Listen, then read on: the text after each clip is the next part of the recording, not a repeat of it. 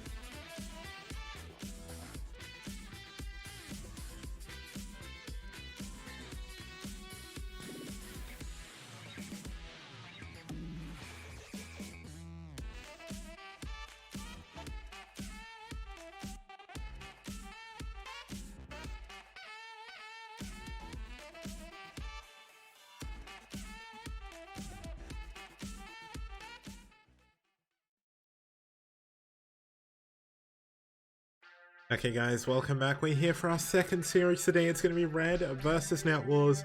Just to go through the format again in case anyone's watching for the first time. All series are best of 5, lineups are selected in advance, meaning all games are played at the same time. We also see all 4 games regardless of the outcome of the series. And just overall, it's really sick. So set 5, if we get 2 for 2, is going to be an ace match. The map pool for this season: Hitchhiker, Monty Hall SE, Cold Reach, Tripod Andromeda, Byzantium 3, Fancy 2, and La Mancha. Now today we do have a good selection of those maps. Once again, we just had a relatively quick series to start us off, but with the players we've got here, I think we'll have a little bit of a longer one. Let's have a look at our 2 teams. Starting us off here starting us off as our first team is going to be Red. Now, if you don't know Red, they're one of the oldest running German clans, but they branched out from being purely German a long time ago. And they're kind of just a big group of friends that have been hanging around with each other for a very long time. They're like very much a tight-knit community, are Red. Now, overall this season, they're doing pretty well, 3 for 2. They were in fact 2 for 3, but then their loss against White Clan was changed over to a win, just because obviously White Clan did drop out. Overall, they're doing pretty well as well. They've got an over 50% win rate across 46 series, and that's pretty damn good. I know in the grand scheme of things, the all-time match stats don't matter all that much. It's how they do individually in each tournament. But it means they've been doing pretty well. Now, I'm going to try and say the German name, because T45 in chat has just posted it. I know what it means, so I probably shouldn't say this, but I think it's Rasierte Erdodel. Erdodel? I don't know, I can't speak German, but either way, pretty cool. I thought I'd give it a go. Let's have a look at their opponents. It's the Polish community itself. It's NetWars. Within their roster, they have some of the best players in the STPL rankings. Koga currently ranked number 2 overall.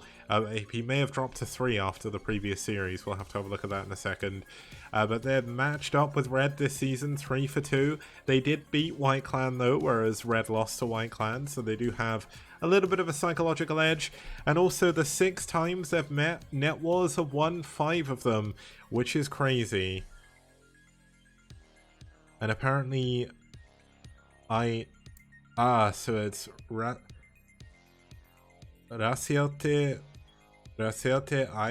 Ayerdodel? I don't know. I am so bad at other languages. The only 2 languages I know are English and Japanese. Apparently my pronunciation in Japanese isn't too bad. But yeah. Either way, really good. Zoom is probably the player who struggled the most coming onto NetWars, but he's a brand new player. So I'm looking forward to seeing how he's going to do. Let's have a look at the lineups we've got. Of course, we have at least one PvP because it is STPL. We've got a PvT to start us off, LML versus Koga. That should be a good one. We've got a PvP between Talon and Yeti on Hitchhiker, or should I call it PvP-iker, because that's what that map is right now. We're going to have a PvT between SOS Toss and Ziggy. That should be pretty good. And then we're going to have a PvZ between Eriador and Zoom. I'm really looking forward to that game on Core Breach. Have we seen Eriador on Core Breach so far? I feel like we haven't, and I feel like we should have done, because this is an Eriador map, really. And it is a pure Protoss lineup from Red. I did, and I'm going to be honest, I did think about putting in a rule where you had to submit one of every race, but a lot of the foreign teams don't have one of every race, or at least not active, which meant it was a little bit unfair, so that's why we didn't end up going with that. Ghost of Vigi asking why I'd learned Japanese. It's a long story, but basically when I was 10, my cousin went backpacking around Asia, and the one place I saw that I liked the look of the most was Japan, and I kind of wasted like 10 years not learning it, and then I was just like, you know what, I'm going to learn Japanese now, because I want to go there one day, I want to be able to speak the language, and it's also a really, really nice language to know. Like, for me, who's like a super nerd, it's amazing, but also I just really like the way the language sounds, and it's a lot more convenient to use than English. There's a lot of convenient words that just mean so many different things that you can just use them for everything. It's great. English is so annoying. I'm lucky. I am incredibly lucky that I was born in England, but I really hate English. It's horrible. It sounds horrible. It feels horrible to use. It makes absolutely no sense. But luckily enough, it's one of the most used languages in the world, so I can't really complain. Now let's introduce our first couple of players here. Starting us off for Red is going to be LML, currently working as one of their captains. He's done pretty well for himself overall in the STPL. Now, PvT is his weakest matchup. He's lost all of them. And, okay, 1-1 BC2, you're going on the list. You're off my Christmas card list for saying that English sounds horrible. Sounds better than American English. Like, gee, I don't know what I'm saying because I'm an American, man. This is how we do it in America. Gotta get my gun. Gotta get my gun up in here. So we got LML fighting for Red. Yeehaw! That's the only American accent I can do, but either way, LML a pretty good player. His opponent, easily amused, huh? One of the highest ranked players in the STPL, top 2. Thank you, Benevolent Bear. Yeah, it is Benevolent Bear. I nearly said your name wrong. It's going to be Koga. I'm thanking Benevolent Bear for the sub, by the way. But Koga, really, really good. An 83% win rate overall over 48 games, which is absolutely ridiculous. And a 73% win ratio against Protoss as well. So it's pretty crazy. Koga, a really, really good player. One of the best foreign Terran players. One of the best players outside of Korea overall. And I'm really looking forward to seeing how he's going to do. As we go into our first map here for today, it's going to be La Mancha. La Mancha, one of the more common maps from previous eras. Very, very good. Very popular in the Korean scene as well. And it's also very good. So, super standard. The win ratios for all of the matchups have been quite similar. We haven't had a single ZVZ here, though, which surprises me, given how well Zerg have done against Protoss. But let's see what we'll have happening as we get into game number 1. It's LML versus Koga.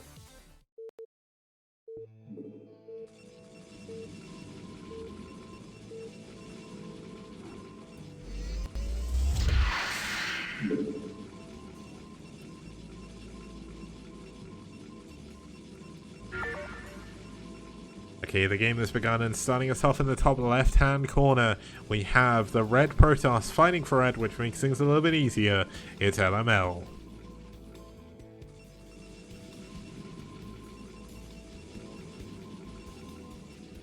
And down here in the bottom right-hand corner, fighting for NetWars, it's the Polish powerhouse himself in the blue. It's Koga.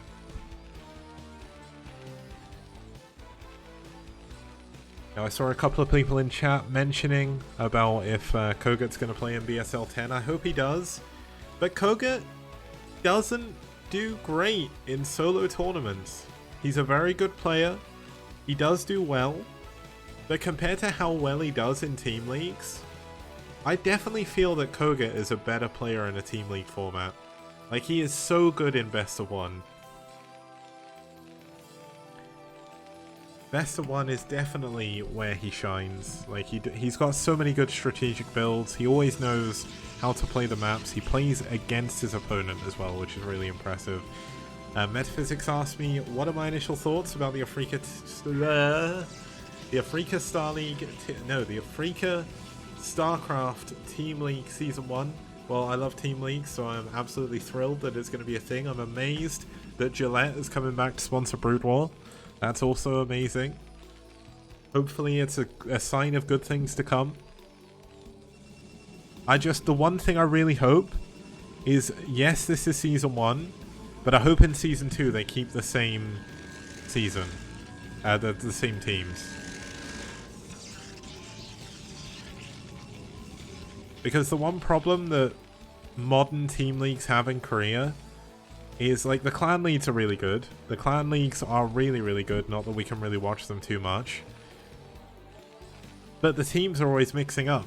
Like, I can't feel like I'm following a team when the teams are mixing up like that. Like, Moo Pro League was really good, but then Moo Pro League Season 2, they changed it. They changed all the teams, and all of a sudden, it makes it really difficult to pick a side and stick with it. It's one of the reasons why I like long team leagues. You pick a team, you follow them, you see their progress, you see their players grow, you see the team grow, and you see their kind of connectivity working together grow and grow and grow, which is one of my favorite things about doing the STPL.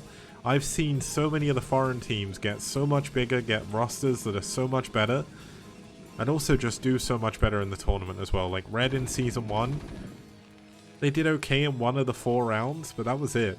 They didn't really do great. Season 2, they did much better. Season 3, they did really well as well. And then NetWars is another really good example of this. Like, NetWars have been strong since day 1, but in Season 2, they just got stronger and stronger, and it's really, really cool to see.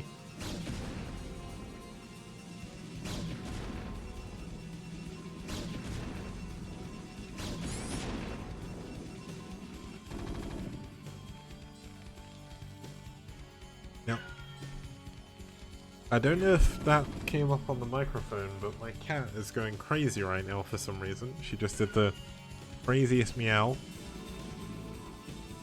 I'm just gonna very quickly fix what needs to be done here, because I think she may need my help with something. So we'll be 1 second, and then we'll be back in the game. Don't go anywhere.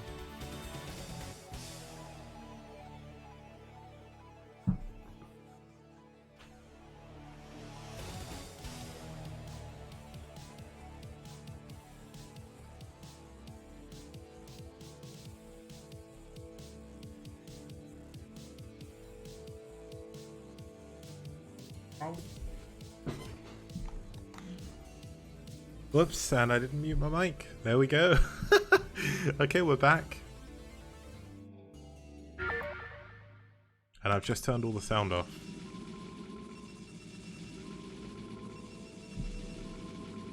Okay.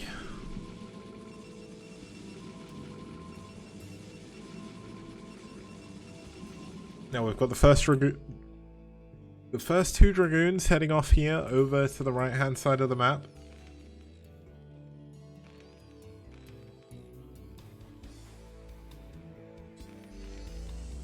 Now the Dragoons are going to be able to put a little bit of pressure on this bunker. Koga expanding on the low ground. This is definitely a modern variation of going for a siege expand. You get your expansion a little bit quicker. It's a little bit safer as well. You don't have to wait for siege mode. But the problem is you have to defend your bunker, and when you're a low level player like me, it's very difficult to do. But Koga is good enough that he is going to be able to do this. He does need another SCV here though, because this bunker will eventually die if he's not careful. Look at Kogat's unit micro, he's so good at this. The tank taking a few hits there, definitely not something you want to happen. When this third Dragoon comes here, if he dives the tank, he can kill it.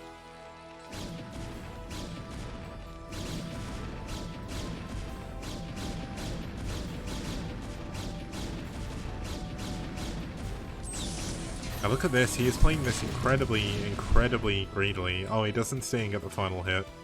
It may have been worth seeing, but no it wouldn't. He would have lost a Dragoon.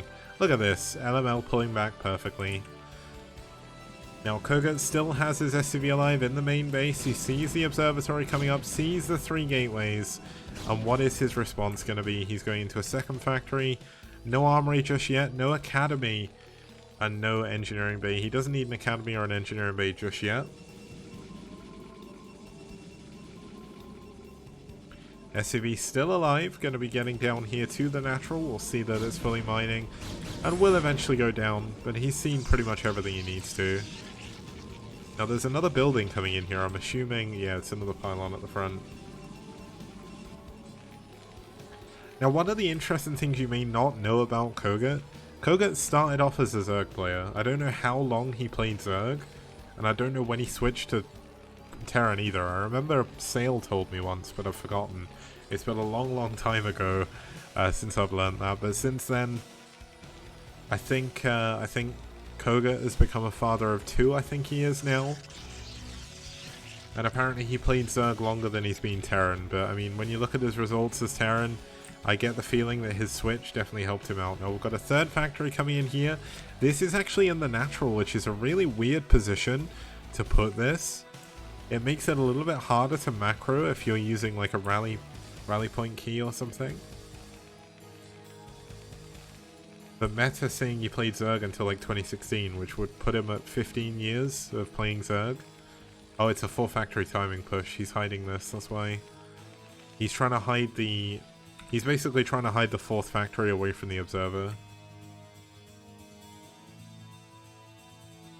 Now the third Nexus coming up here from LML means Koga is going to be able to hit a pretty strong timing push here. I mean, we do already have 3 gateways, which means the 4 factories aren't going to do as much. But we've got LML teching up very quickly after this. And if he doesn't go for like 5-6 gateways very soon, Koga is going to be in a good spot.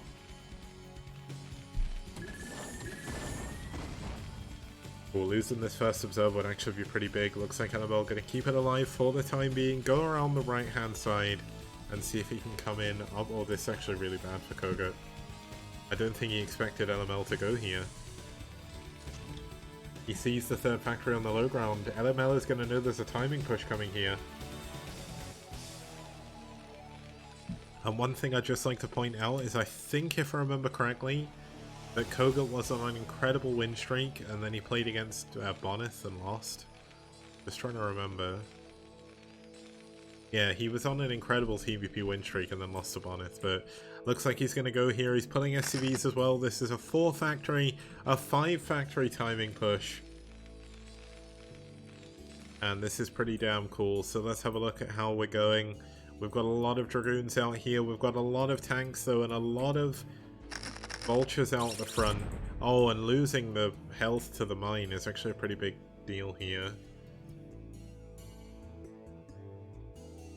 Yeah, and everyone's losing to Bonneth, but he was on like an 11-0 win streak, I think, against Protoss, which is just... it's quite frankly ridiculous. But let's have a look here. Let's zoom out a little bit. Let's hide all the extra menus. We don't want to see any cool information. We want to take this by ear. Now Koga, is he going to push forward with turrets? Looks like he is going to. Does need to build another turret at the front though, because he wants to make... oh, this is a really risky turret. He's pushing this very quickly. Now one thing from Koga... there was a video guide that Firebat here actually made recently for this, where he says basically you want to push as fast as you can, but you need to be as careful as you can, because realistically you do not want to build any more tanks. You just want to reinforce with vultures. Now, is he going to be able to make this work? There's no shuttle here for... yeah, there's actually no shuttle here for LML. He's going into a Stargate. His Arbor Tech is miles away. But looks like Koga has got a very, very good position here. There's a lot of Zealots coming out though, and that's going to be the major power play from LML. Can he break through? Looks like the Zealot's going to get in. Oh, that's a big mine drag on all... oh, that's an even bigger one on those tanks. And you can see LML going to start to push forward here, but it's such a good position by Koga. Look at this, and the mine's going down as well. There's so much blue goo, and it looks like Koga may have done it. That is so unbelievably good. What a great engagement by Koga. And this is going to give Koga the game most likely, because LML is not going to be able to reinforce fast enough. Zealots coming out here, but there's enough reinforcements. And I think LML may have fallen. The tanks are going to get in a position to take out the natural. There's a wall here that's going to make it even harder for Dragoons and Zealots to get out of the base. And I think this is going to be game. Koga did a very good job with this push. It's so hard to make this work, but the stars aligned for him. LML played incredibly greedy. He didn't get his extra gateways fast enough. He didn't go for Storm or anything like that because he was going straight for Arbiter play. And the Arbiters weren't ready in time. As a matter of fact, he doesn't even have Arbiter tech. He went into a Citadel, no Templar Archives. With no DTs, there's no hope. And unfortunately for LML, he's going to be falling here in game number 1. I mean, there is a crazy world where he can come back here, but he's going to lose his third base.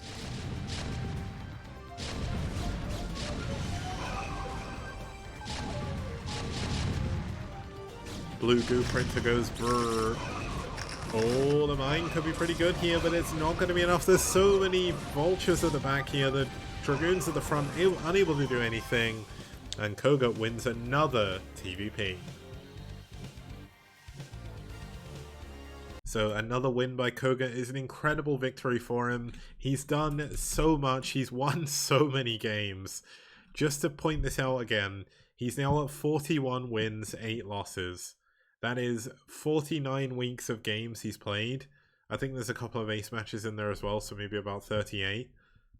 And he's still winning. He's still going. Somebody needs to stop this man. With this victory, he almost unseats Scan as #1 ranked player. Lucky Noob's asking what his TVT win streak is. It's actually 13-0. It's not 14-0 yet. But in TVP, his highest was 6.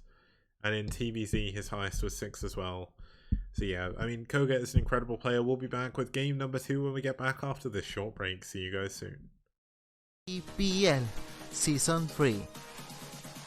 Yeah. STPL does. Bio TVP? Wow! No problem. We got dragons to defend. Yeah. STPL does. STPL does. Mass Scout? Oh, I'm so afraid. We got Hydralisk to defend. Yes. STPL. STPL. Fantastic production. Fantastic casters. Fantastic prize pool. Only in STPL.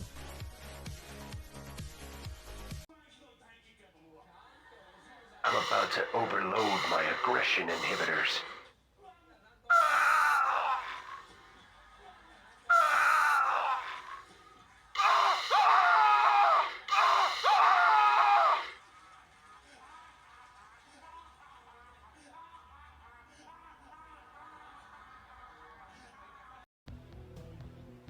Outstanding.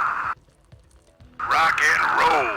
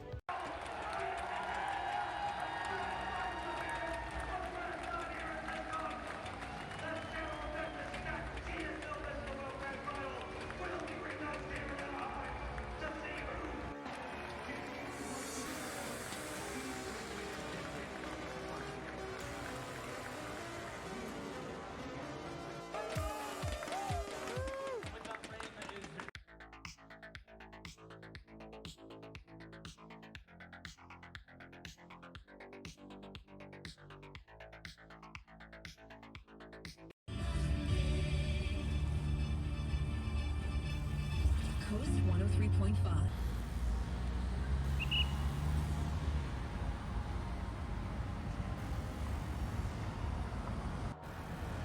Okay, welcome back guys. Starting us off here is not going to be LML. I haven't actually clicked the win button for Koga, so here we go. It's going to be Talent fighting for Red. Now Talent hasn't played too many games. I'm not sure of his level of talent, but going 50% over 6 games is pretty impressive, so not too much to say. And Meta saying from the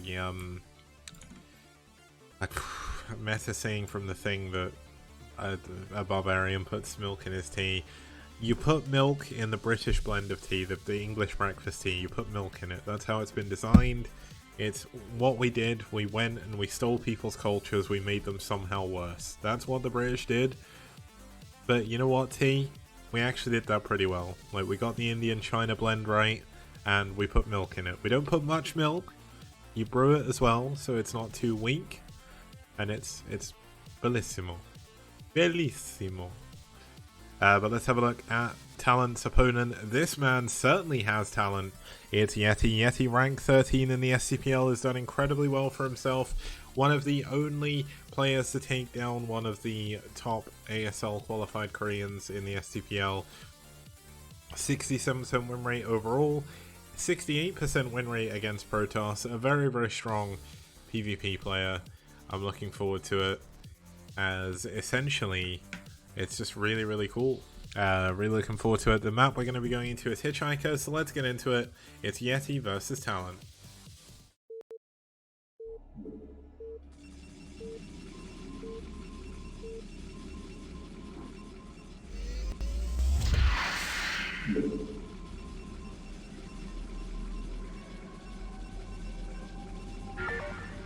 Okay, the game has begun, and starting us off in the top left-hand corner is Fighting for Red in the Malachite, in the green, whatever you like to call this color, I don't know. Rapid isn't here to like tell me the exact text code, unfortunately. It's Talent.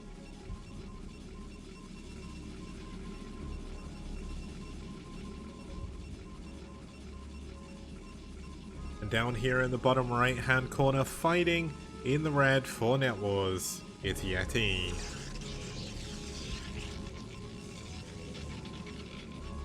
Yeah, I guess that is kind of teal. Also, I've got like this really bad habit. I'm like bobbing my head up and down because I do it in VR a lot when I'm on VR chat, because it looks kind of cool. Like, because like your character's hair swishes around. And I've just been sat here doing it. Now, this is a Yeti on a snow map, as Meta points out, so this could be a bit of a rough game for Talent. But we'll have to find out. Talent going for one gateway. Yeti, I say this every time he plays, but a lot of people discount Yeti. They're like, he never does well in BSL. He doesn't come out really in any other solo tournaments. But in STPL, this man is a monster. The Yeti becomes the abominable snowman, and he becomes an abominable opponent over his over anyone else he fights. He is the king of best of one for NetWars alongside Kogut, and he's overall one of the best players on the team. He's fighting a wrist injury as well, and in spite of this, he comes out, plays an incredible game every single week, and even against some of the best players, he'll either win or he'll make it look close as well. And that's one of my favorite things about watching Yeti. Now we've got mirror builds coming in for mirror players once again. That is the STPL special. And the cool thing is, today I actually unlocked the ability to upload emotes immediately. They've introduced that for affiliates that are like trusted affiliates or something, because I've never broken any rules or anything like that, so that's kind of nice to know. I haven't had any DMCA takedown requests or anything like that, so I'm hoping I'm good in that regard. Most of my oldest VODs when I did use Linkin Park music in the intro are all gone now, so that's pretty good. I would say maybe one day I'll become a Twitch partner, but the more and more I look into it, the more I wonder if that's even a good thing. Like, you just kind of lock yourself into streaming on Twitch, and then say for example, STPL gets bought out by a big organization, and they're like, we can't stream on Twitch, we need to stream on YouTube, then all of a sudden I'm in trouble, right? I do want to set up a restream though. I think streaming to the YouTube channel and Afrika TV at the same time would be really good. And that's something, that's another thing Twitch partners can't do. So, I mean, notice how I say STPL gets the rights bought out by a big organization, as if that's ever going to happen. I mean, if it does, If it does, I probably wouldn't sell the rights, because, I mean, obviously it's my tournament. But if someone wants to... If there's a big corporate sponsor out there somewhere and you want to support the tournament, you know, it doesn't cost much.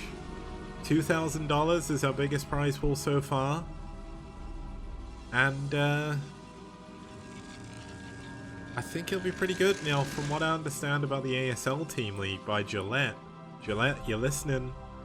I've heard it's the best a man can get. I know I've got a beard, but I could be persuaded. I think Tastos is going to be casting it, from what I understand, because he'll be at the studio, so they'll want some work. Now we've got Yeti pushing forward. All this talk of sponsors made me completely ignore what was going on in the game, so once again Medina was correct. We've got a robo coming in for both players, one gateway for both players as well, but the robo from Yeti is very late. Yeti's up 6 workers though, so if he can defend against this support bait, he is going to be in a good position, but he has to defend it. Obviously having more probes initially, it gives you a little bit of an advantage because it means you can lose a few to the Reaver and still be okay. But you still don't want to lose probes, and because you don't have a second base to transfer your workers to, you have to fight with what you've got. Now we've got Talent going for some scouting pylons. Right now these aren't really going to do anything, but the later the game goes on, the more important they become. It's very difficult for Yeti to run over there and kill them. Now Yeti is going for an expansion. Now an expansion here is not necessarily a bad thing, but the one problem we've seen in the STPL so far this season is if you expand there, it leaves you incredibly open to the Reaver, because the Reaver doesn't have to go into your main, and it doesn't have to go to your natural. Wherever your units are not, it can go. Now, because you have such little amounts of Dragoons, you can't split them properly, and it's a very long walk distance between the two bases, so I mean it is a little bit easier to defend this base than it is, say for example, your front natural. But it's a mineral only as well, so it's not that great.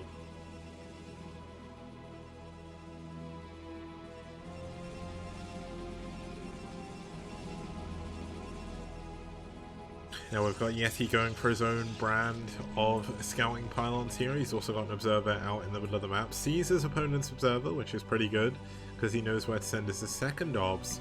But realistically, we should see the Reaver coming. Yeah, we're going to have a Reaver and then a shuttle. Looks like the first Reaver's been picked up. Are we going to wait for the second one, or are we just going to go? Looks like we may just go. Observer checking for an expansion. Sees no expo. So Yeti should know immediately that there's some kind... Oh my goodness. Did Yeti see that? Is that just in range? If he had the star sense to scout that, that would be incredible. It looks like he didn't quite see it. It must have just been out of his range.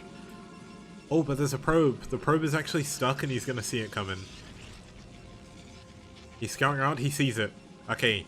Is there a pull away from Yeti, or is he going to hold on? Is he going to wait for the last second? Oh, he needs to pull the probes! He needs to pull the probes! He loses 4! He loses another 2, and that's going to be 6 kills. The Yeti still with a probe advantage for the time being, but this is when things start to become a problem.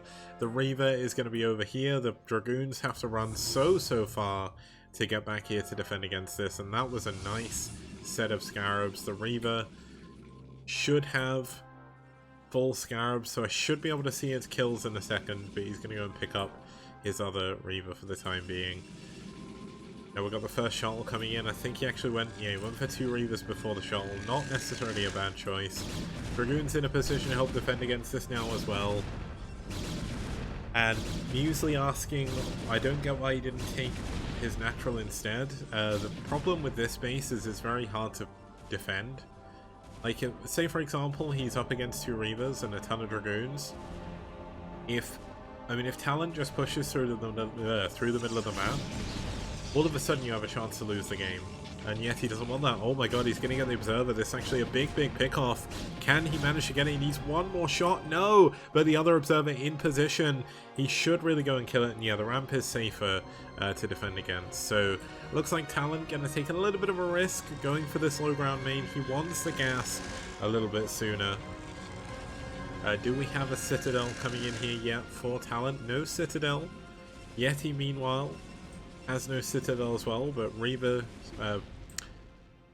okay, here we go. Looks like the Reaver going to come around here to the bottom right, or bottom left even. Looks like Yeti is going to have his base scouted, but by doing that, he's going to see the double Reavers coming in.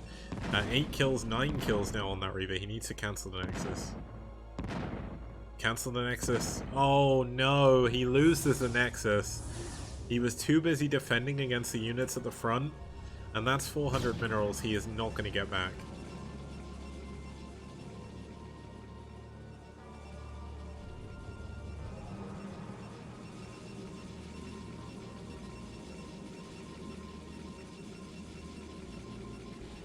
Wait, did he get the money back? Am I completely crazy? Oh, he even killed the pylon. Now, Talon is still behind in workers despite killing 9 probes overall. Yeti is doing an incredibly good job macroing up. It may look like he... well, that was definitely a mistake from Yeti, but it's not the biggest deal. Yeah, I think basically you get the, like... I don't know.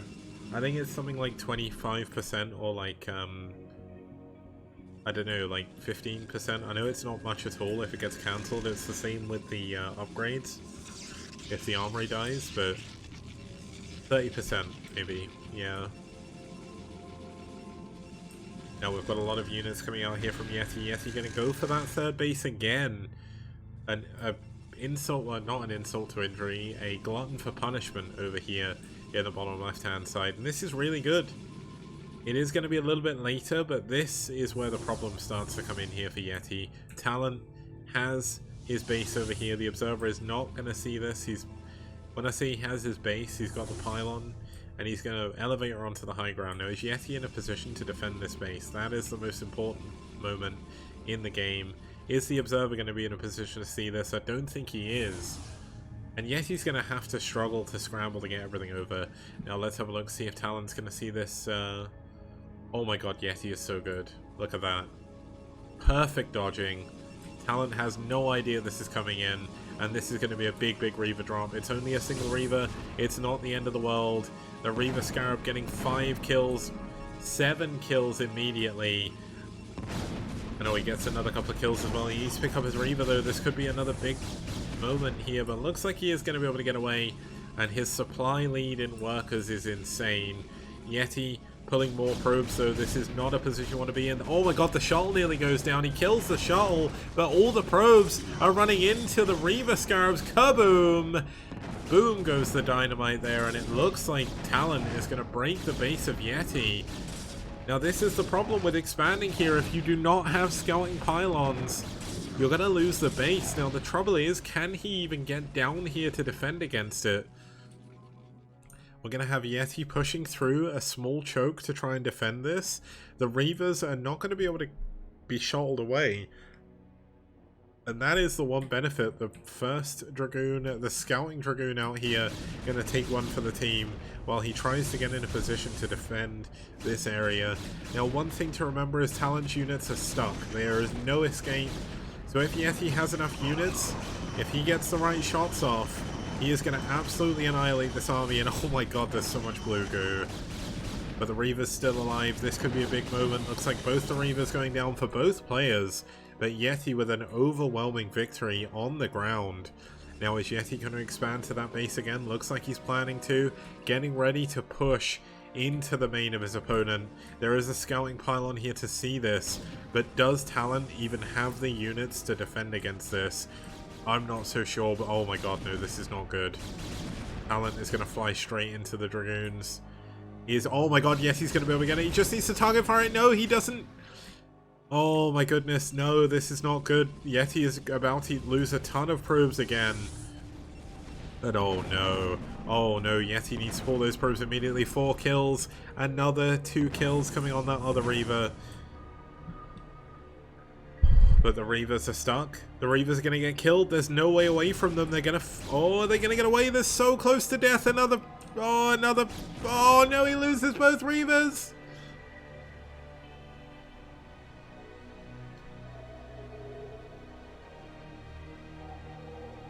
Yokoso STPL. But looks like we are going to have both the Reavers falling down here. Third base coming up for Yeti in the natural.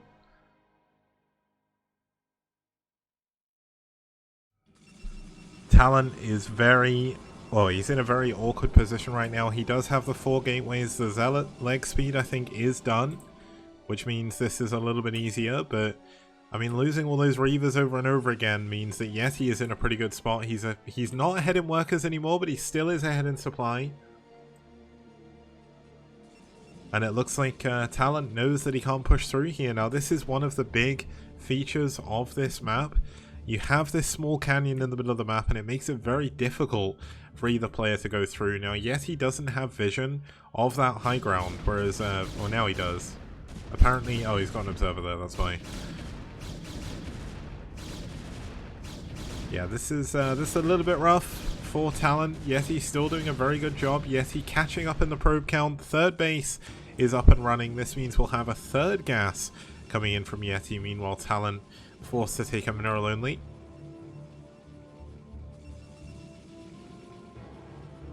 Now, Yeti is going to try and push here. I don't really agree with this for the time being. It's not really the right timing. He doesn't have a big upgrade timing or anything.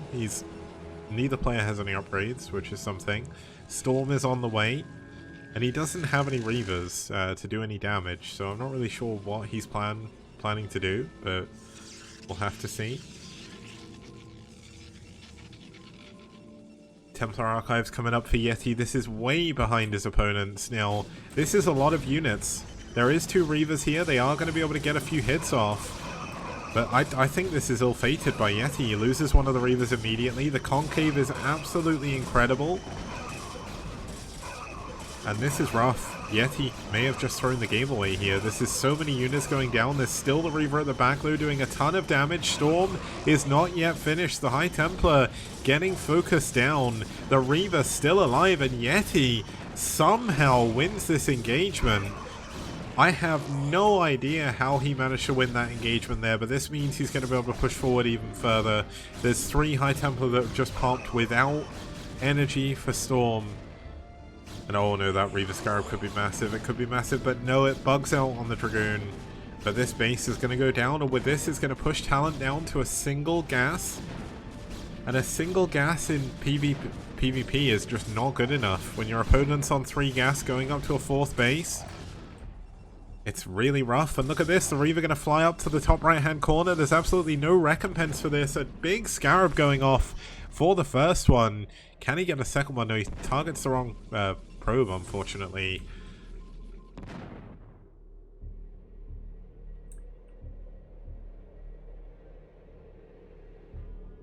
Zealot running around, scouting around for Yeti, just keeping an eye out for any possible drops again. Doesn't want to get himself dropped. Now, Yeti doing a really good job. He's up to 1, 2, 3, 4, 5, 6 gateways now. His opponent is on 6 as well, but Yeti is doing a really, really good job. He's got a ton of bases. He's up 20 probes. And I'm just not seeing a way out of this for Talent. Talent going to try and go for a counter. He does have Storm, meanwhile his opponent doesn't. So this is the one timing he's got. He has to make something work here. But the Reaver dropping down into the... Did he just kill all the probes in one Scarab? I just want to have a look at this, because honestly, that would be the worst timing ever for Talent. That would be like all of his probes. But yeah, I think that was pretty much the end. But let's zoom forward a little bit. Here we go. So all of the probes are about to get here. Ah, no, never mind. They actually didn't start mining. I'm not sure where they were really going, to be honest, but I guess he didn't want to mine from that base. But GG, Talent taps out, and Yeti wins game number 2. So we're going to be going into game number 3 after this very short break. See you guys soon.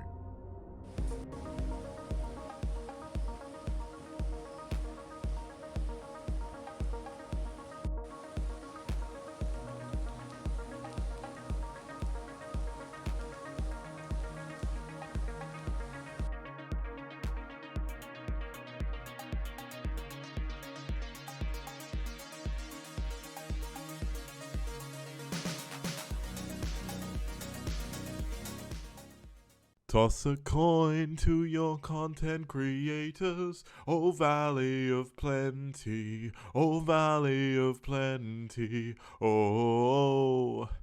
Toss a coin to your content creators, a friend of humanity.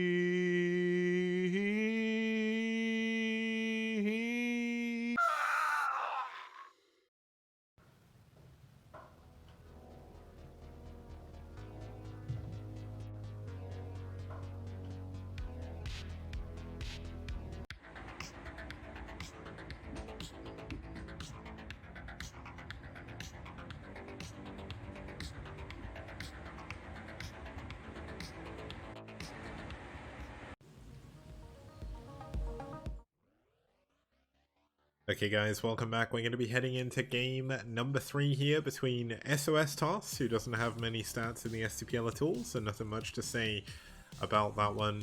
And his opponent going to be fighting for NetWars, who still hasn't sent me a photo of himself. He says he's going to get drunk in his pajamas over the weekend. Well, when you're getting drunk, why not send me a photo and then I can put one in the STPL for you. And then you can have a photo like the rest of your team. And then you need one of Zoom as well, because I don't think Zoom has a photo either. But Ziggy, really good Terran player for NetWars. 47% win rate overall, which is not too bad whatsoever. And the map they're going to be going into is going to be Byzantium 3. Now, Byzantium 3, a very fun map in TVP. We've had a, well, I may be a little bit biased. It never used to be this strong for Proto or for Terran. But in the STPL, it's been doing pretty well for Terran here. I mean, some of the matchups have been a little bit one-sided. But still, it's really, really good to see Terran doing so well on a map. Apparently Lucky Noob has a photo of Zoom. That's cool. But let's get into game number 3. It's Ziggy versus SOS Toss here on Byzantium 3.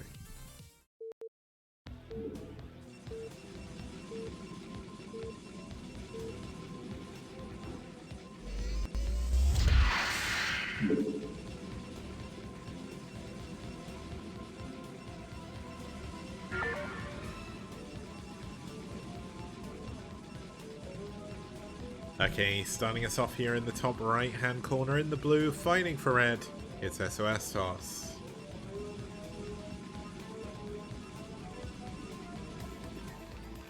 And spawning down here in the bottom left hand corner, fighting for NetWars, it's Ziggy, their current captain.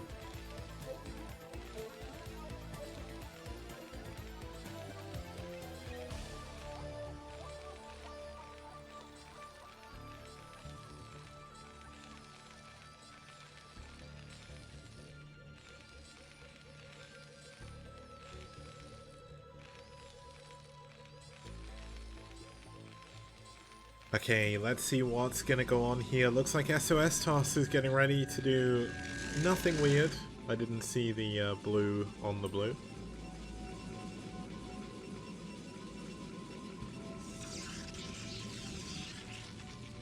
Now, I don't think we're going to have as much of a long game this game. Last game was definitely a little bit of an outlier, given it was Hitchhiker.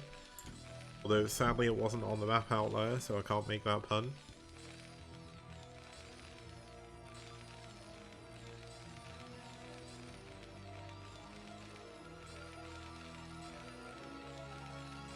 Barracks and gas coming in for Ziggy, nothing too crazy. Gateway and gas coming in from SOS Toss as well.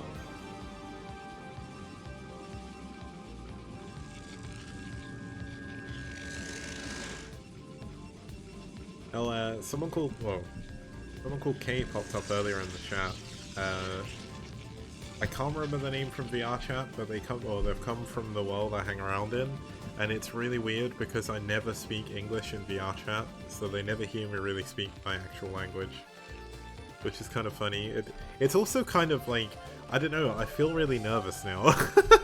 Even though I've got like loads of you guys watching me, but you guys watch me all the time, so I'm used to it.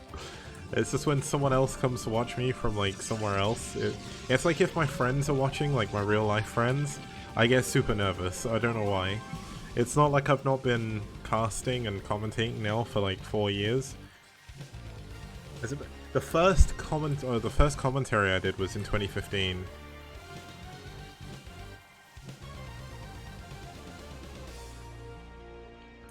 Like, it's been a long time, and I'm still bad. It's almost like my Japanese. I've been learning Japanese now for nearly 10 years, I think it is. And I don't know, people say my Japanese is good, but like like everyone says that. Like people aren't gonna say your Japanese is bad. I mean, I can converse with people with not really too many issues. I can't say as much as I can listen, but I can still get across the point I want to get across, which is nice. Now we've got a proxy Citadel coming in here from SOS tossed down at the bottom, so we've got something a little bit cheeky.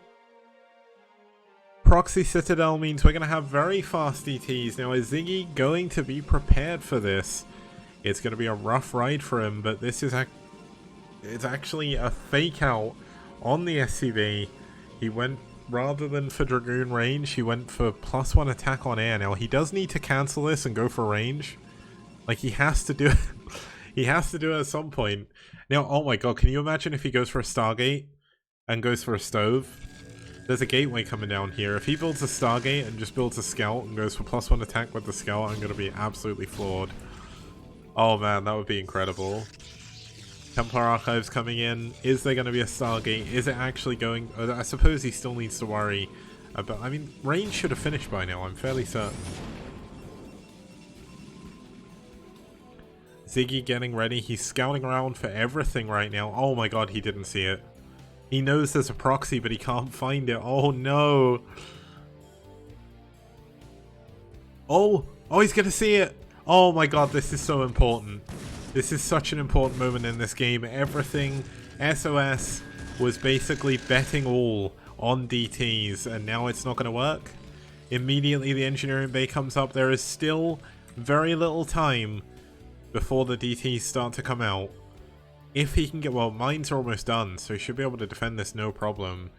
And this means... this would basically mean that everything would be practically perfect here for Ziggy, but...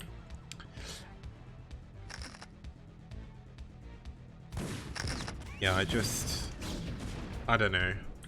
Oh, the mine! Oh, he's clearing the mines with his Dragoons, but he should go one by one! Why did he throw his Dragoons away? Oh no! Oh no. Okay, well the DT is going to be ill-fated here because he needs to clear the mines with one Dragoon. And all of a sudden Ziggy has nothing. Now he's got 4 mines. This DT, unless he has like the most Gosu micro in the world where you kill the mine before it can hit your DT. Oh no. Wait. I thought 2 mines killed the DT. Well, that's unfortunate. We've got a Zealot coming out the main. He wants to try and break his way through, but we've got more and more mines coming up on the way of this DT. And it looks like SOS Toss is going to be the one calling for SOS. Because genuinely, this is not going his way. Ziggy, this is perfect for him, but this mine may not be in the right location, but never mind. SOS decides to go up to the Zealot anyway, up to the Vulture anyway. There's 2 Vultures in the main base. And could the 6-minute cursor become activated this game? I'm not too sure. But I mean, realistically, this game should be over. That was a nice drill. That was a very nice kill on that Vulture. He didn't take too much probe damage. And honestly, because there's DTs out and he's lost all of his Vultures so far, he cannot push. But genuinely, SOS Toss is in a pretty awful position. It's so hard to come back from this. I mean, Ziggy's expansion is super late. But if he just goes for like 4 factories right now and pushes with an academy as well. Wait. Did he... No, okay, I was going to say he didn't cancel his engineering bay, did he? Did he win that without an engineering bay? But he didn't. 2 Vultures going to try and get into the main. The Dragoons don't fire. And oh my goodness, no. Oh no, oh no, oh no, this is not good. Oh no, he's running towards his mineral line. Oh my god, Ziggy is doing so much damage with Vultures. NetWars are doing so well this series, man. NetWars are so good. Is this fantasy? Is this the king? We've got a mine outside this gateway as well, just to add insult to injury. And SOS Toss is getting a little bit picked apart. Unfortunately, this wasn't a stove because, ironically, if he had scouts right now, he'd actually be in a very good position to do a ton of damage. There's no turret in the main base. There's barely anything that shoots up. And that would be pretty damn good. But Ziggy is pretty much in a... He's pretty much in a position where it's his game to lose. Like, you can lose from here as Terran, but you've actually got to work hard to lose. Like, it's rough. It's rough.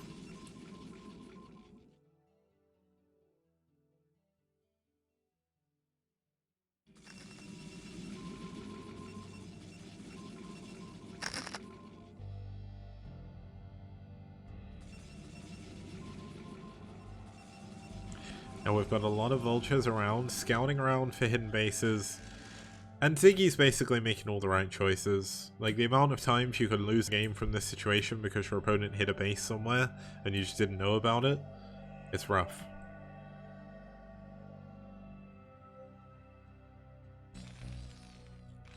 Now Ziggy getting ready to take his second gas most likely soon after this. 2 factories and a 3rd command center. Now, honestly, going for the 3rd command center could be a little bit of a risk. It may be better just to go all in. But as the great Artosis says, when you're ahead, get more ahead, and that's what Ziggy's going to do.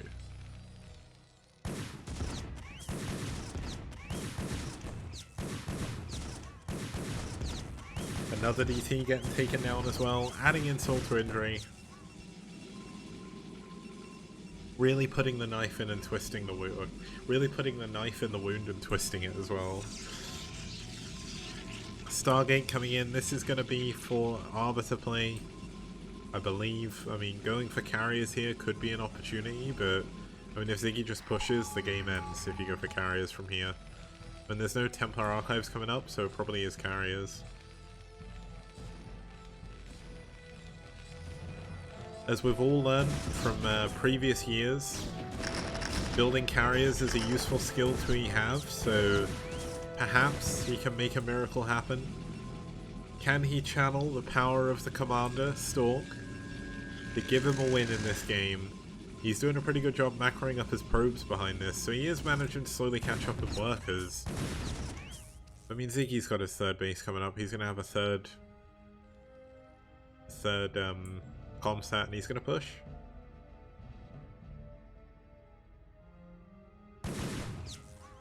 Now the gateway in the bottom right is going to go down. He's going to lose... Oh, there is the Templar Archive. Sorry, I completely forgot he built that earlier. Where's the Arbiter Tribunal, though? Oh, it's Fleet Beacon. Yeah, because this did absolutely nothing, I completely forgot that he had the Templar Archives. Okay, we've got Ziggy pushing forward. Now if this goes wrong, if there's like a mind drag that kills every single unit, that's the one way SOS TOS has back in the game. And oh my god, the Panic DT is actually helping out a lot. That was a really good mind drag. Oh my goodness, but I think the game's over. SOS TOS loses all of his units. There's no 3rd base, losing his buildings at the bottom right hand corner. I think this is just game over. An observer scouts that he's dead as well. And GG, SOS taps out and Ziggy wins game number 3. Now that does mean that Ziggy has won the series for NetWars, but we still have a game 4. So let's take a very quick break, and when we get back, we'll have a look at we'll have a look at the final game. See you guys soon.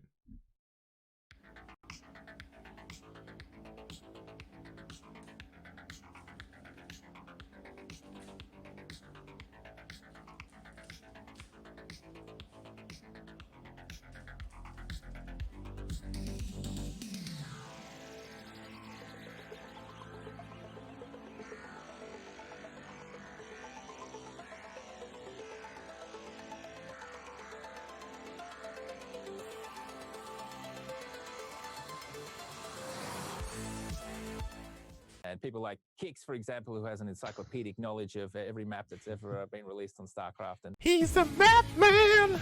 Skibidi on did it. Skibidi on did it. Skibidi on did it. He's a map man! Ba-da-ba-da-ba-dee da-ba-ba-da-boop. Ba-ba-ba-da-boop. Bee-da-ba-ba-da-boop. Ba-ba-ba-da-boop. Everybody plays one way or the other, so check out my message to you. As a matter of fact, I don't let nothing hold you back. If Kicks can do it, so can you. Gooba-dooba-doo-ba-dee-da-ba-ba-da-boo. Please don't listen to him for maps. Yeah.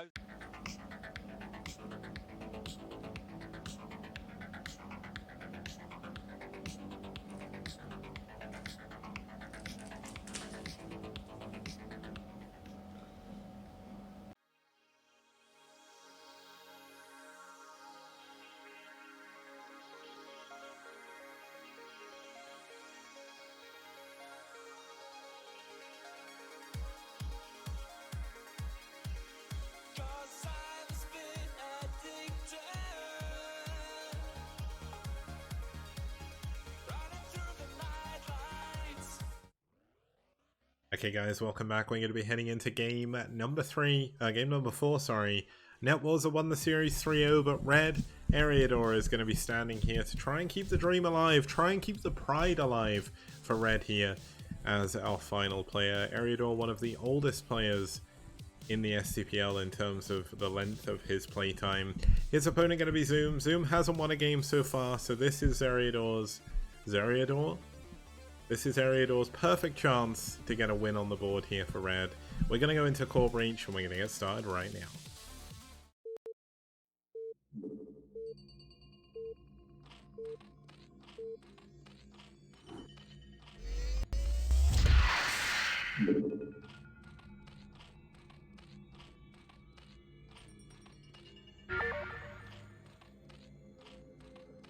Okay, starting us off here in the left-hand position in the blue, fighting for NetWars, it's Zoom.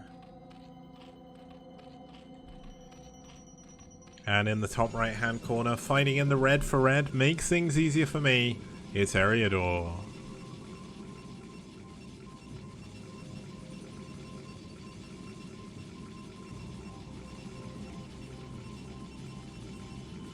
Now, it's games like this where we pray to the top versus bottom gods, because look what would have happened otherwise.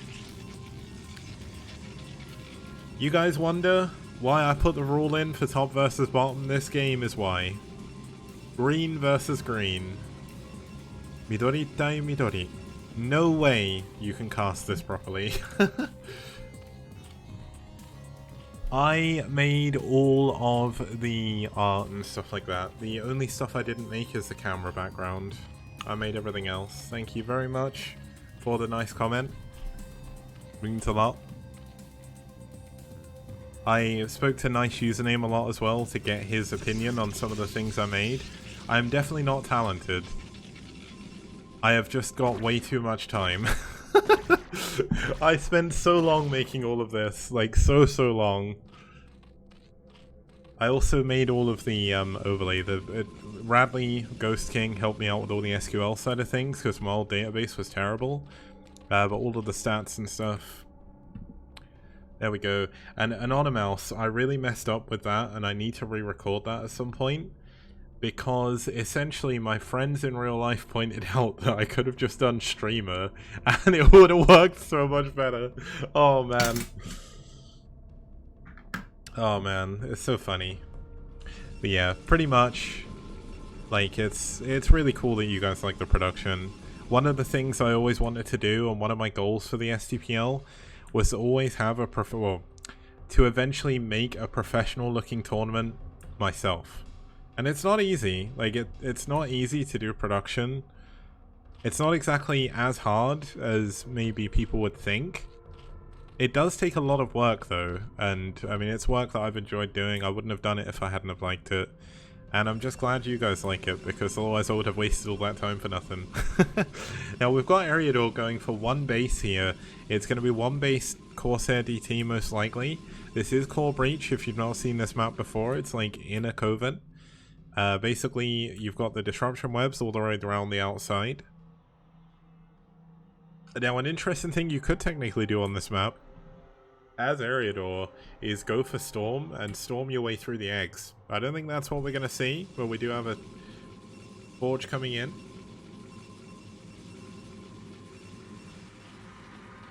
Probe going to move in. See, the lair is coming up already. Everything is looking pretty good here for Zoom. He's going to scout the expansion, or at least he should be able to.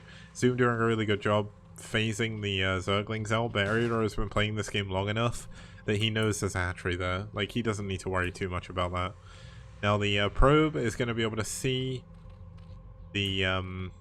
Oh, he's actually trapped one of the lings. That's kind of funny. Oh, no, he hasn't.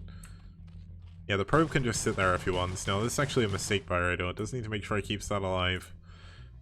And essentially, this probe is going to have a little meeting here with the Zerglings for the rest of the game, most likely. So, Eriador going to have some guaranteed scouting information. We've got a Protoss Photon Cannon coming. I don't know why I said the full name there. I couldn't think of the word cannon to begin with, so I read the whole thing. Coming up over here. This is going to give them the ability to expand on location a little bit better. If you've not seen the map before, essentially this black spot here is a floor gun turret. There's one on every one of the outer ring bases. And basically the reason for it is to make things a little bit easier for Zerg and a little bit harder for Protoss and Terran to expand. Now we've got the first Corsair on the way. There is an... No, oh, sorry, that's the second Corsair. The first one's in the main. Get a supply block zoom. And this is when things start to be a little bit annoying, because he's going to have pretty much perfect scouting information. The evolution chamber is done, which means there'll be a spore colony. But that's a lot of money you have to spend to zoom right now. And it's money you want to be spending on tech, it's money you want to be spending on ways around this. And obviously with Eriador having perfect vision, he's just going to fly around.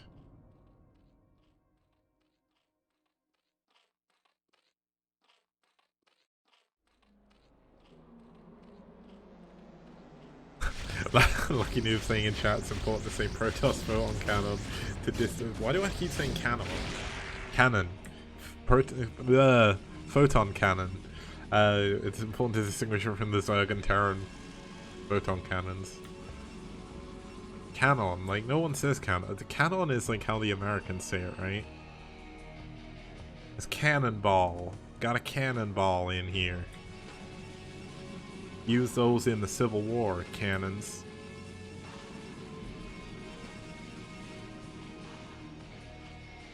I don't normally bring up politics in STPL, well I do. I'm going to bring up politics just once. I just want to say how funny it is that like the people are going crazy that NASCAR has like decided to ban the Confederate flag. It's amazing. It's the funniest thing. It's one of my favorite things about Twitter right now. Oh my goodness. Like imagine still using that flag. Like what world do you live in where you should think that's a thing that's okay to do? Why would you want to fly the flag either? Like, the Confederacy has not existed for over 100 years. Like, has it been 200 years maybe? I don't even know when the American Civil War was, but...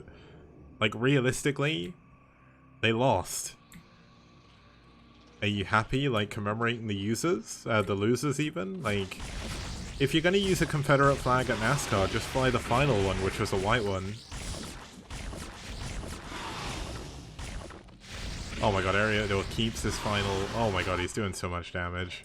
Eriador is so good. Eriador gonna get a third base up here as well. We've got another Overlord going down. Zoom is not having a good time with his Overlords right here. He's gonna lose another one. There's no Spore Colony here either. So this Muta is gonna come out and die. Oh, Eriador is just playing with his food at this point, and it looks like Eriador is gonna give a win to Red at the final series, which is pretty good. But it's an Eriador game. And Corsairs cannot, in fact, kill the Zerg. They can basically make it really annoying to try and win. But you can't attack ground with Corsairs. So unlike Wraiths in like TVZ, where you go 2-port Wraith on one base, and you kill all the Overlords, then... It's rough. And SCP, that is correct about being proud of your heritage, but when your heritage is like inherently evil, then you gotta really think about yourself for a moment, you know?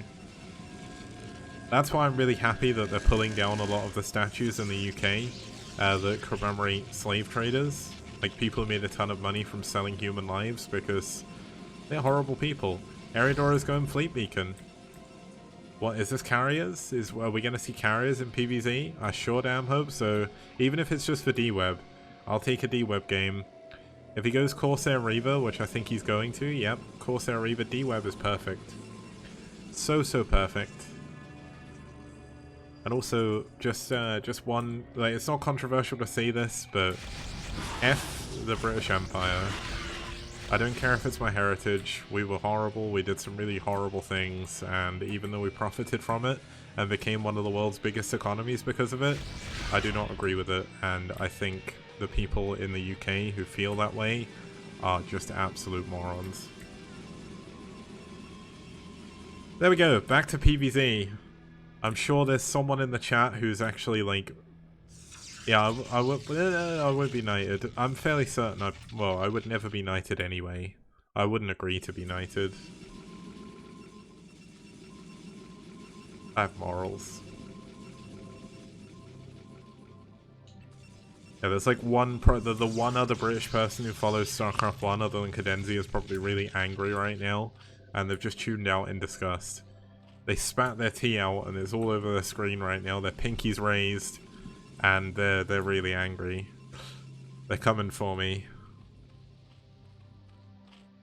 Sorry, they're not really angry because British people don't really get really angry. We just get really... I don't even know how you can explain... We get really miffed. We get really annoyed, but we don't get angry as such.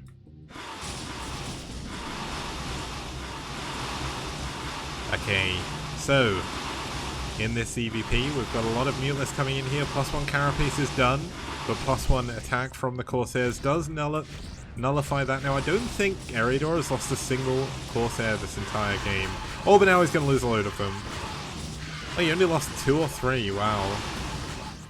Yeah, visibly annoyed. Visibly annoyed is a good way of saying it. SCP pointed out. Also, when British people are angry, they get really sarcastic. I mean, there are some people that do get genuinely angry, like the weird white Karens on Twitter recently, getting really racist in America for no reason, but it's not that bad, like in the UK. There is a big problem with racism, but it's not that bad. Like, it's definitely bad for black people here as well, and I'm really, really hoping we make strives to make it better, because black lives do matter, but like when you look at America, it's just amazing that America functions as a society. I don't know how America's got this far. Now we've got Eriador taking his 3rd base on the island. We've got 4th base coming in down here for Zoom. And once again, going back to one of my earlier points, essentially, Corsairs can't win the game alone. And Eriador didn't really have any units that could deal with it. A lot of mutless coming in against the heavily damaged and heavily spread Corsairs. It looks like the Corsairs are going to be able to hold on at the moment, but he is losing a lot of them, and he spent the whole game building these up.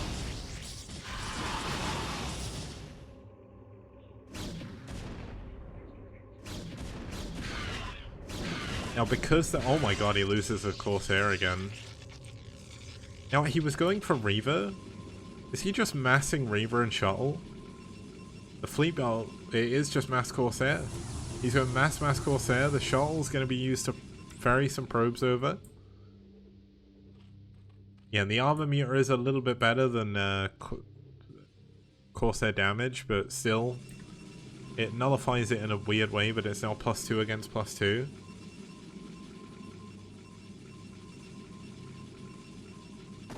Now we do have a Reaver coming down here in the main base. Looks like only 2 drones have gone down, but he's focusing down the Spire.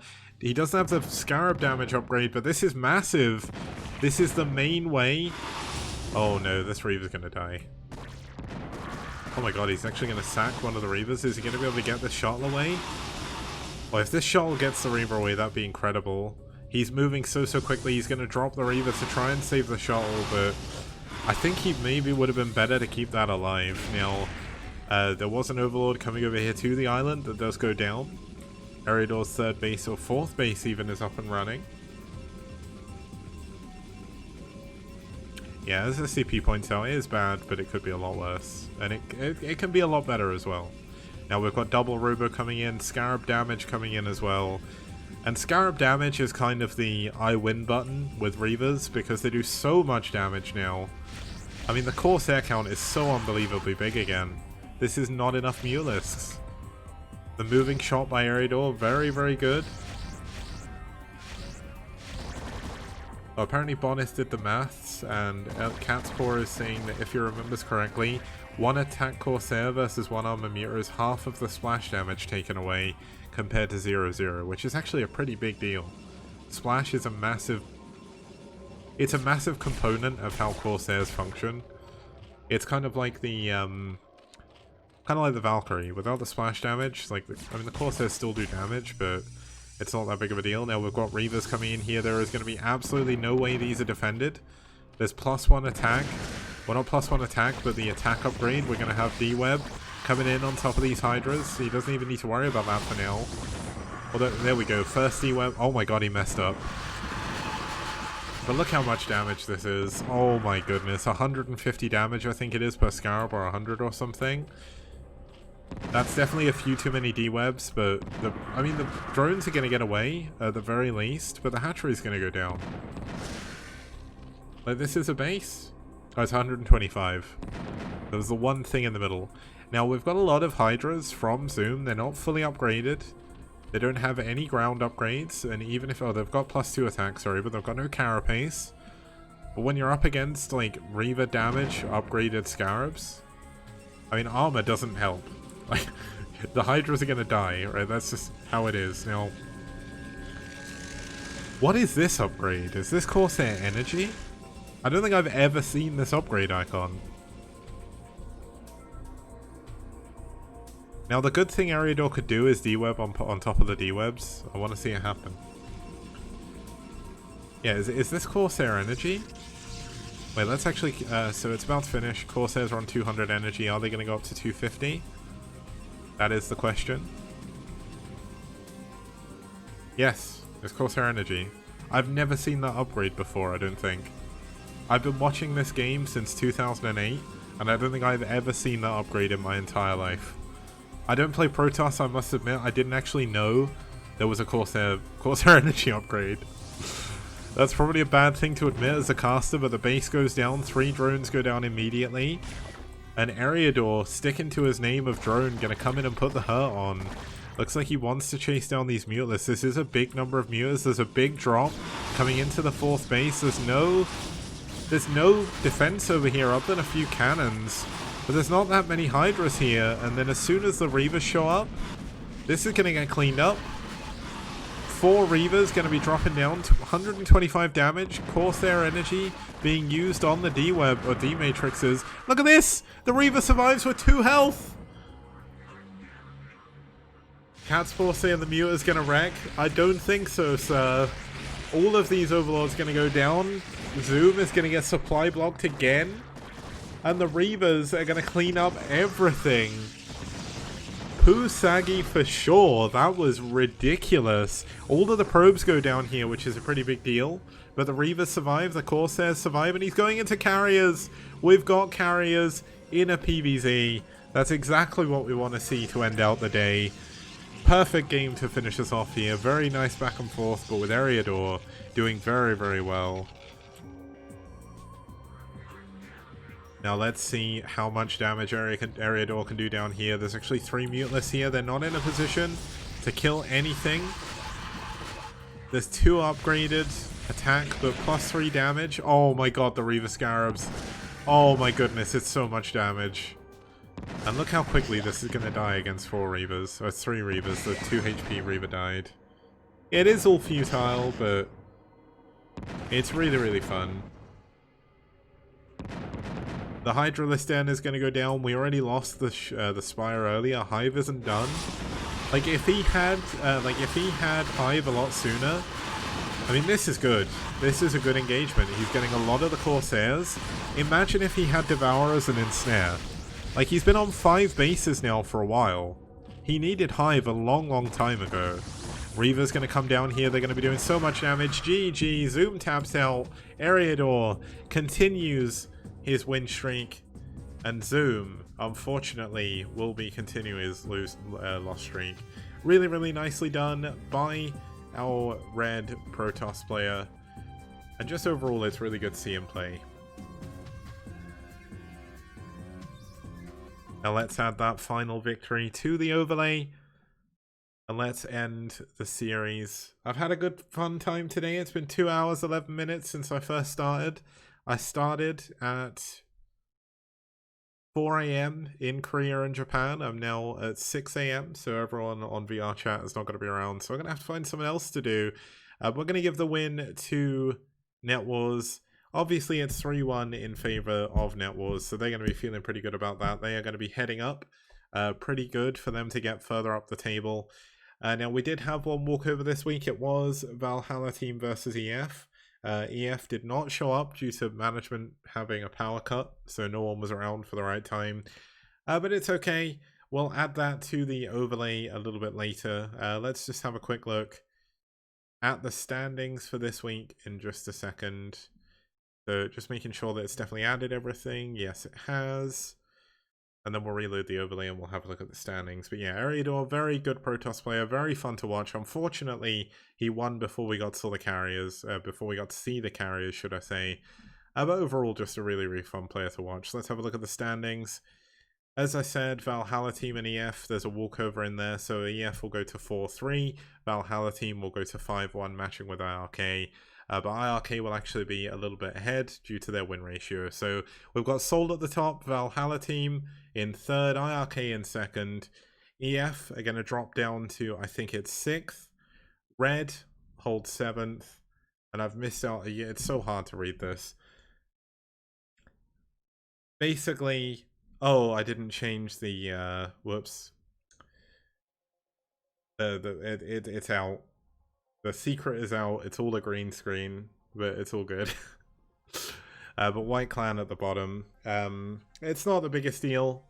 What I'll do is thank you once again, of course, to our sponsors, Liquipedia, Esport Fund, and Matcherino. And yeah, it's really difficult to tell the full standings because all of the teams have played a different number of games. Like apparently, yeah, so Seoul have played all 7 weeks so far. And they got the walkover versus White. So that's how they're on 8 wins already. And everyone else is on a different number of games because there's been a different number of games played and buys each week and stuff like that. So massive thank you to our sponsors. Massive thank you to all of you guys who have tuned in.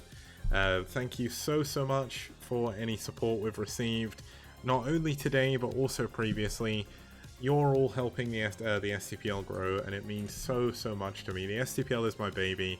And I just want to see it do well. I want to see the players have a good tournament they can play in.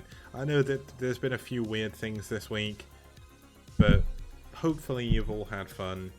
Now, I want to find someone to host. I know Jaeyoon is streaming, and I know I should host Jaeyoon, but he doesn't play in the STPL anymore. Is there anyone who does that's around? If not, I'm hosting Jaeyoon. I think it's just Jaeyoon, so let's give him a raid. He's already at 118 viewers as well. He's a popular man. But let's go add another 79 on. Go into the chat to join the raid if you want to join it. If not, you don't have to. You'll get put on there anyway. And I'll be back on Monday with some more STPL. See you guys later.